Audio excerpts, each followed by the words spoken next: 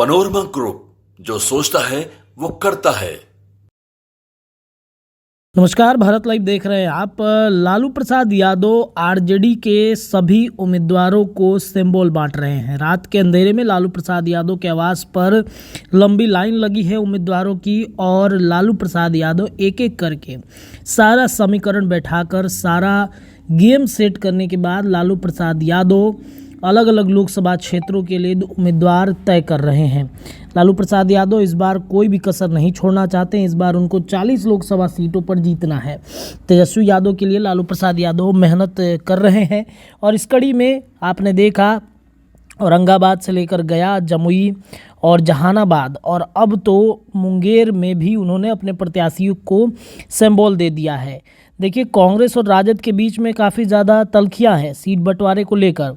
कहा यह जा रहा है कि कांग्रेस चाहता है कई जगहों पर चुनाव लड़ना, लेकिन लालू प्रसाद यादव वहां पर अपने कैंडिडेट उतारना चाहते हैं, और जिस वजह से सीट शेयरिंग का फॉर्मूला तय नहीं हो पा रहा है।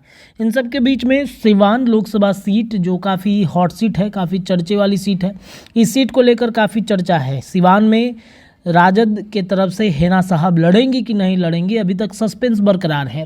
खबर ये आई कि कल देर रात लालू प्रसाद यादव ने शहाबुद्दीन की पत्नी हेना साहब को फ़ोन लगाया। फ़ोन करते ही शहाबुद्दीन की पत्नी ने फ़ोन तो उठाया, बातचीत तो हुई।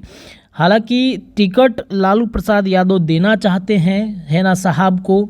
देखिए, तेजस्वी यादव भले बात करे ना करे, लेकिन लालू प्रसाद यादव अपने पुराने सहयोगियों को नहीं छोड़ना चाहते हैं, और जिस वजह से ये खबरें आई कि लालू प्रसाद यादव ने हेना साहब को फ़ोन किया। हेना साहब ने फ़ोन उठाया, बातचीत भी हुई।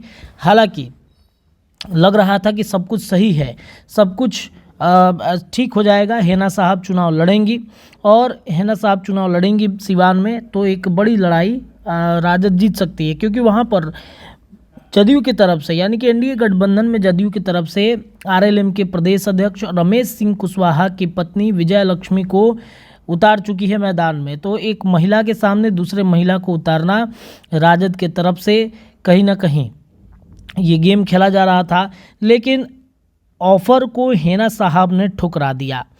हेना साहब ने राजद के टिकट पर चुनाव नहीं लड़ने की वजह भी बता दी। खुद 3 बार चुनाव में किस्मत आजमा चुकी हेना ने जो है वो ये बात कही है कि राजद पर टिकट पर चुनाव लड़ना, उन्होंने मुस्लिम वर्ग का वोट ही मिलता है, राजद के परंपरागत वोटर्स कहे जाने वाले यादवों का उन्हें समर्थन नहीं मिलता, और यही कारण है कि हर बार उन्हें हार का सामना करना पड़ता है। इस बार चुनाव में वो कोई रिस्क नहीं लेना चाहती। 3 लाख मुस्लिम और 2.5 लाख यादव वोटर से सिवान लोकसभा क्षेत्र में कुल 17,99,541 मतदाता हैं। इसमें 8 लाख महिलाएं हैं, पुरुष हैं, और महिलाओं की बातचीत की जाए तो 9 लाख है। जातीय समीकरण की बातचीत करें तो सिवान में सबसे ज़्यादा 2.5 लाख यादव, 1.2 लाख के करीब में कुशवाहा, 4 लाख के करीब में स्वर्ण, 2 लाख के करीब में ईबीसी, 80,000 मल्लाह और करीब 3 लाख मुस्लिम मतदाता है। हेना साहब गुट का मानना है कि इसमें हिंदू वोटर्स कभी राजद को वोट देना नहीं चाहते हैं। बताया जा रहा है कि किसी पार्टी के टिकट पर चुनाव लड़ने की जगह हेना साहब खुद निर्दलीय चुनाव लड़ना चाहती हैं। उनके पति के निधन के बाद ओसामा को जिस तरीके से जेल भेजा गया, सिवान की जनता इमोशनल रूप से उनसे जुड़ी है, और जिस वजह से ये चर्चा है कि हेना साहब सिवान में निर्दलीय लड़ सकती हैं। हालांकि हेना साहब पर निगाहें असुद्दीन अवैसी की पार्टी AIMIM की भी है। AIMIM सिवान की एक सीट छोड़कर बाकी सभी सीटों पर अपने उम्मीदवारों को उतारने में लगी है। अगर असुद्दीन अवैसी की पार्टी से चुनाव लड़ेंगी तो फिर वही बात हो जाएगा, मुस्लिम वर्ग के वोटरों का सबसे ज़्यादा वोट हेना साहब को पड़ेगा, और हेना साहब ने जो स्ट्रैटेजी बनाई है कि सभी वर्गों के लोगों का वोट चाहिए उन्हें, और इस वजह से शायद वो स्ट्रैटेजी में AIMIM भी फेल होती हुई दिख रही है। तो लालू प्रसाद यादव के फ़ोन के बाद हेना साहब ने उस ऑफर को ठुकरा दिया जिस ऑफर के लिए लालू ने फ़ोन किया था। पनोरमा ग्रुप, जो सोचता है वो करता है। अगर ये वीडियो पसंद आई और वह बिहार के राजनीति और बिहारियत से सरोकार रखेनी तो सब्सक्राइब बटन दबा के चैनल के सब्सक्राइब कर ली। ओजे एगो घंटी बा, ओकरा बटन दबा देला से कुल सटीक और मारक खबर रुआ मुफ्त में मिल जाई। अगर रुआ पत्रकारिता के हमनी के नया प्रयोग में सहयोग कर चाहतानी तो ज्वाइन बटन दबा दी।